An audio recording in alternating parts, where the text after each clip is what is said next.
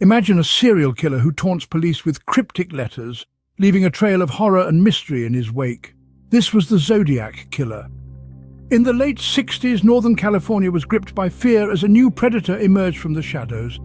The first known victims, high school students David Faraday and Betty Lou Jensen, were found brutally murdered near their vehicle on a desolate road.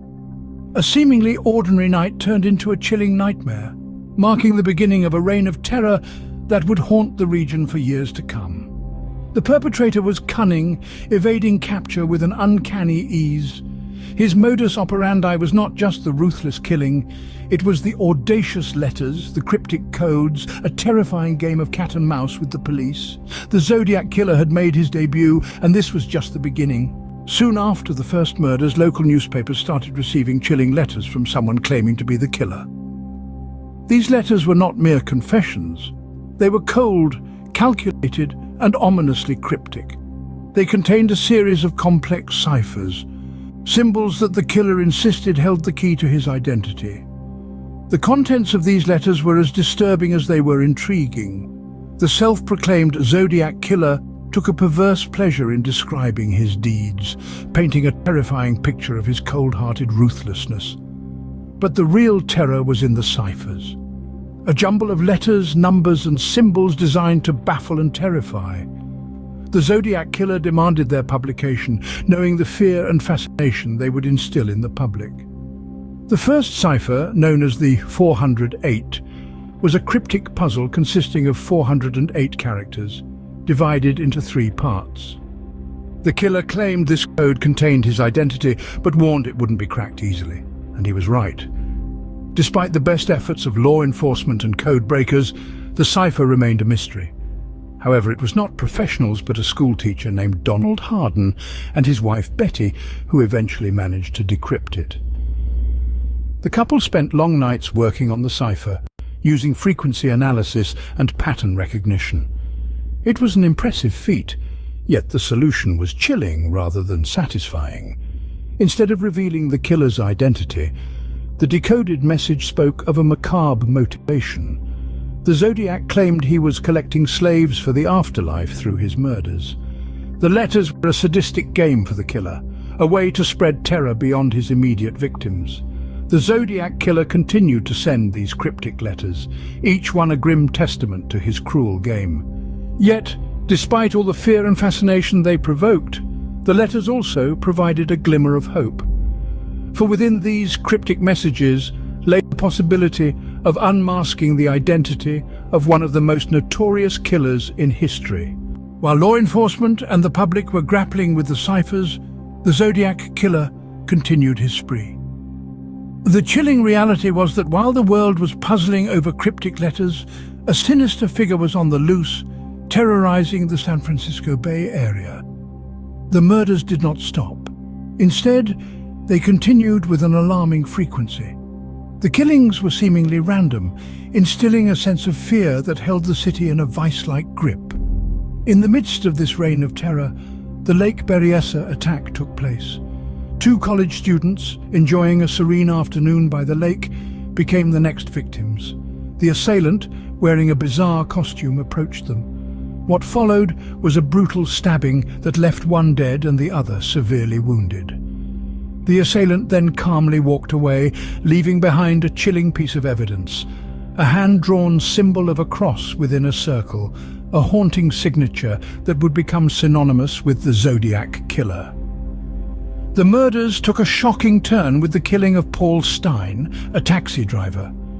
Unlike previous victims who were young couples in secluded areas, Stein was a lone victim in a residential neighborhood. The Zodiac Killer was evolving, becoming more brazen, and his pattern was becoming less predictable. His audacity was further highlighted when he mailed a piece of Stein's bloody shirt to the San Francisco Chronicle as proof of his crime. These murders, as terrifying as they were not just random acts of violence. They were part of a larger narrative that the Zodiac Killer was weaving. Each killing, each letter, each symbol, they were all part of a macabre puzzle. The killer was not just taking lives, he was playing a twisted game, one that had an entire city as its captive audience. Each new attack added another layer to the enigma that was the Zodiac Killer. As the body count increased, so did the mystery. The Zodiac Killer was not just a murderer, he was a riddle wrapped in a mystery inside an enigma, and the world was left to wonder. Who was this man, and what drove him to commit such heinous crimes? The hunt for the Zodiac Killer was one of the most extensive in US history. A labyrinth of clues and codes, a web of suspects, and a relentless pursuit for justice marked this era. The law enforcement agencies were on high alert, their collective efforts converging on this one enigma. Detectives were working around the clock, their desks cluttered with cryptic letters and crime scene photographs. A task force was established, pooling resources from multiple jurisdictions, from the San Francisco Police Department to the California Department of Justice. Leads were followed, suspects were questioned, and every small piece of evidence was scrutinized. There was Arthur Lee Allen, a convicted child molester whose name was brought forward by his friend. His watch had the brand name Zodiac, and he had suspicious knowledge about the case. However, the evidence was circumstantial, and the physical descriptions didn't match.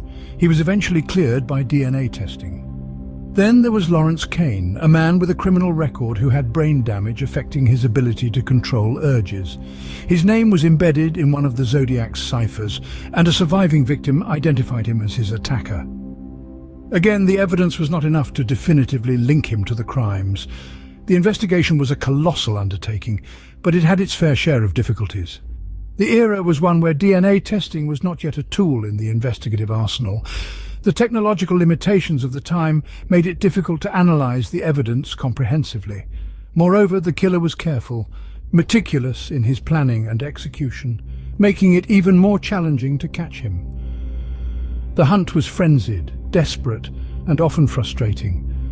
The investigators were in a constant race against time, trying to decipher the Zodiac's cryptic messages before another life was claimed. But the Zodiac was elusive, always seemingly one step ahead, leaving a trail of terror in his wake.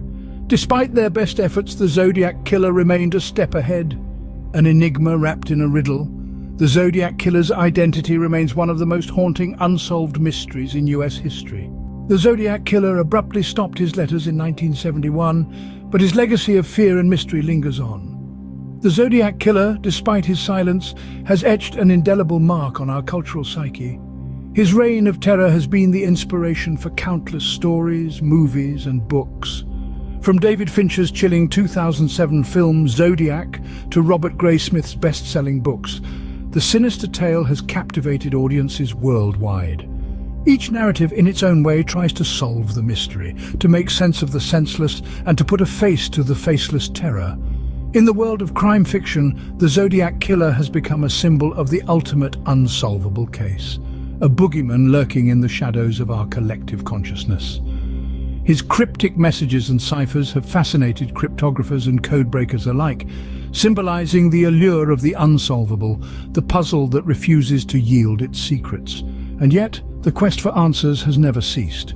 For over half a century, law enforcement agencies, amateur sleuths and codebreakers have been trying to unlock the Zodiac's secrets. The recent breakthrough in decoding the 340-character cipher, a cryptic message sent to the San Francisco Chronicle in November 1969, has rekindled hope.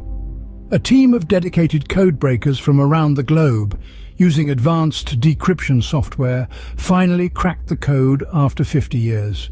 It was a victory for perseverance and a testament to the enduring fascination with the case. This breakthrough has breathed new life into the ongoing investigation. It has sparked renewed interest, not just in the Zodiac Killer case, but in the field of cryptanalysis itself. It is a testament to the fact that even the most complex codes can be broken, and the most baffling mysteries can be solved. The Zodiac Killer may have faded into the shadows, but his dark legacy continues to haunt us. The quest for answers continues, and the hope remains that one day, the enigma that is the Zodiac Killer will finally be unraveled. The Zodiac's legacy is more than just a tale of terror. It is a testament to the enduring human spirit, the relentless pursuit of truth, and the power of collective effort. More than 5 decades have passed, yet the Zodiac Killer's identity remains a mystery. Over the years, countless theories have emerged, each attempting to unmask the elusive figure. Some point to a disgruntled military veteran with cryptology skills, others to a deranged genius with a penchant for puzzles. Recently, a team of dedicated sleuths claimed to have cracked the code, pointing to a deceased man from California as the infamous killer. Yet without definitive proof, the mystery endures.